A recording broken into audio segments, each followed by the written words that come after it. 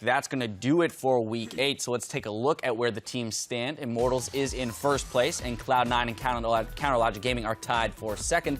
TSM has sole possession of fourth and has secured a playoff berth, while Energy Esports and Liquid are tied in fifth. Echo Fox is right outside of playoffs in seventh, while Team Impulse, Team Dignitas, and Renegades are out of playoff contention and in the danger zone, rather, of the promotion tournament. Now let's take a look at 5 players, though, who stood out in their positions this week. We'll start in the top lane with Seraph. So Seraph had an amazing week. He went 6-0-13, not dying in the win or the loss.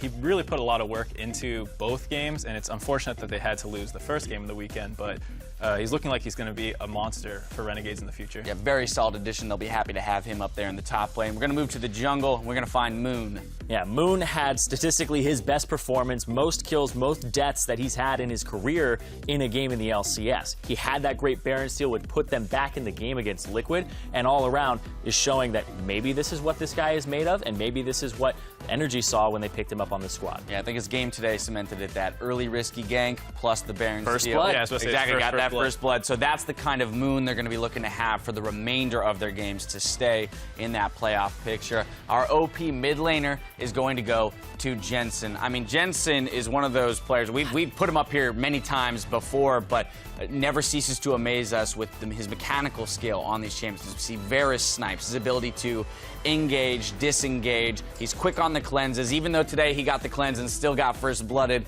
we do see him quick mechanically as a player. And I remember back last year when we were looking at Jensen and he didn't seem to quite click with the team just yet. Varus was the champion that he jumped onto. Very true. And then they were like, okay, now he's part of the engage. Now he can set these team fights up. And that's where Cloud9 were getting their feet under them. And, you know, it's more of the same here. Yep, there you have it. Now, AD Carry, his teammate, Sneaky.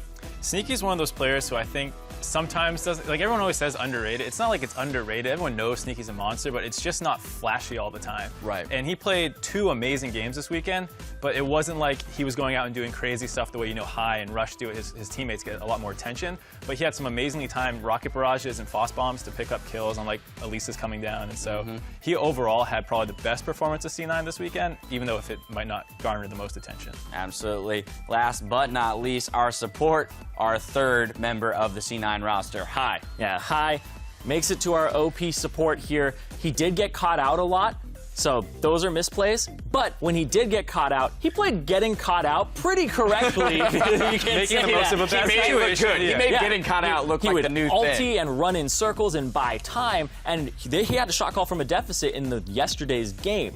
So High gets our OP spot here for support because he's basically just bringing the squad together in hard times, even when he puts himself in the hard times. Yeah, right? Okay, it's the new hotness now, getting caught out. All right, don't do that in solo queue, please. The player who claims the title for most valuable player this week, though, is going to go to Jensen, our mid laner. Jensen was pivotal in Cloud9's 2-0 finish this week, bringing lots of poke damage on Varus and impressed everyone with some expertly timed skill shots to pick off his opponents, such as that one. Yeah, learned something from Sneaky yesterday. That's true. They're training together. Yeah, I mean, what can you say about Jensen here? He has been a monster this entire split, and he's in the running for just overall MVP because he's just been so consistent. I mean, look at that damage per minute. That's absolutely insane damage per minute across 2 different games. We're seeing averages on mid laners earlier today when we were looking at GBM versus Phoenix. We were seeing like 620. Yeah. And that was like, oh, that's pretty good. That's near the top end of the league.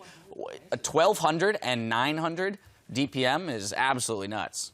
1,100 is ridiculous. I actually need to go back and check because that might be higher than what Balls had on Gangplank. I think he was at 1,200. He was at 1,200? It was very high. Very close. It was ridiculous. That is still ridiculous. Yeah. Yeah, so impressive numbers, to say the least, on top of impressive flashy plays. So good on Jensen there. Now, we've run out of league action for the day, but fear not, because more games are headed down the pipe and hitting your stream soon. First up is a brand new primetime league, which will premiere at 5 p.m. on Wednesday, right before the North American Challenger Finals at 6 p.m., where you'll see Apex take on Team Dragon Knights on the LCS stage for a title of 2016 NACS Spring Champions. Then on Thursday, the European LCS returns with Giants taking on Origin to start the day. Then Elements go up against Fnatic before Royalcat goes head-to-head against Vitality. But don't miss Game 3 with a showdown between H2K and the Unicorns of Love in the match of the week. That all starts at 10 a.m. Pacific, 6 p.m. Central European because of daylight savings time, and we'll be starting off the last week of regular season play in North America next Saturday at noon. First up is Team Impulse against Renegades, followed by Counterlogic Gaming versus Energy Esports. Then later in the day, Team Dignitas faces off against Liquid before Cloud9 battles Echo Fox. And just like EU, don't miss Game 3 because it's our match of the week when Immortals takes on TSM. Let's talk a little bit about some of the matchups that are coming up next week. I mean, this Immortals TSM one, although both of those teams are locked into playoffs, I think this is going to be a big game for both of these teams to prove that they've kind of rebounded from any losses and stumbles that they've had. Even Immortals in their victory today are going to want to come out swinging to show that they're still the #1 team. Well, what I'm really looking for is for TSM to lose, TL to go 2-0, and somehow miraculously end up in fourth place. Yeah, it's right? going to happen. So it's actually the stars are aligning. It's not entirely out of the realm of possibility. Right? Yeah, the big thing for me coming into that game is what's the draft going to be like? Because TSM get red side, and we've been seeing if you can set up a good matchup in the top lane against Huni, then you can focus other parts of the map and almost kind of control where Reignover is going to go. So I want to see them counterpick for Hanser, who's been having a great season so far. Of course, then we also do have to talk about that Echo Fox, Energy, and Liquid. I mean, you mentioned that maybe Liquid wins 2 to go out in 4th place, but it's quite possible that Echo Fox with 2 wins, that will have to be pretty stellar wins, and either Energy or Liquid with 2 losses forces a tiebreaker for that final spot in playoffs. What are our thoughts there? Does Echo Fox have what it takes to make a run and snag that spot? I personally think they can. Okay. It's like a weird situation to actually think it's good that TL loses, but you increase the chances of like teams losing for you to catch up in a sense. So I actually think it's good for Echo Fox a little bit, the Energy one, that they were able to like set themselves up. Hopefully they catch. Right, they can catch maybe 2 teams Right. instead of whereas they Makes the could have only story caught so Energy. much sweeter. Yeah, I think it's more interesting. I don't know What's the if script it'll say? happen. What's the script say? The possibilities are endless, ladies and gentlemen. Well, that is going to do it for us today. I want to give a special thank you to Mark Zimmerman for joining us on the desk today. And now for myself, the casters, and the entire live broadcast crew, thank you for watching, and we'll see you next week.